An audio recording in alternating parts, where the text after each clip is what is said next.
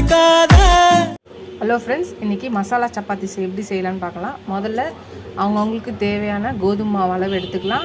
அதுக்கப்புறம் என்னென்ன போடலான்னு பார்க்கலாம். ஃபஸ்ட்டு இதுக்கு தேவையான அளவு உப்பு போட்டுக்கலாம். ஒரு ஸ்பூன் கரம் மசாலா போட்டுக்கலாம். 1 spoon red chilli powder, 1/4 spoon மஞ்சத்தூள், 1 ஸ்பூன் தனியாத்தூள், 1 ஸ்பூன் சோம்புத்தூள், இதுவரை போட்டு மிக்ஸ் பண்ணிக்கலாம். எல்லாத்தையும் கலந்துக்கலாம். இன்றைக்கி நான் மசாலா பூரி செய்கிறேன். இதையே சப்பாத்தியாகவும் போடலாம்.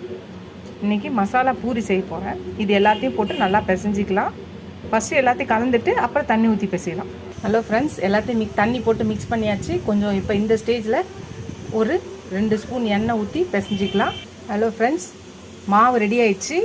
நீங்கள் சப்போஸ் கொத்தமல்லி போட்டணும்னு நினச்சிங்கன்னா அந்த பொடியில் போடும்போதே போட்டு பிசைஞ்சிக்கலாம். மாவு ரெடி ஆயிடுச்சு. இது ஒரு 20 நிமிஷம் அரை மணி நேரமோ ஊற வச்சுட்டு செஞ்சிங்கன்னா மசாலா பூரி ரெடி. நம்ம செஞ்சுட்டு பார்க்கலாம். Hello friends, masala puri ready. இதுதான் மாவு பிசைஞ்சது. இது பண்ணுறது சுட்டது. இதான் மசாலா பூரி ரெடி.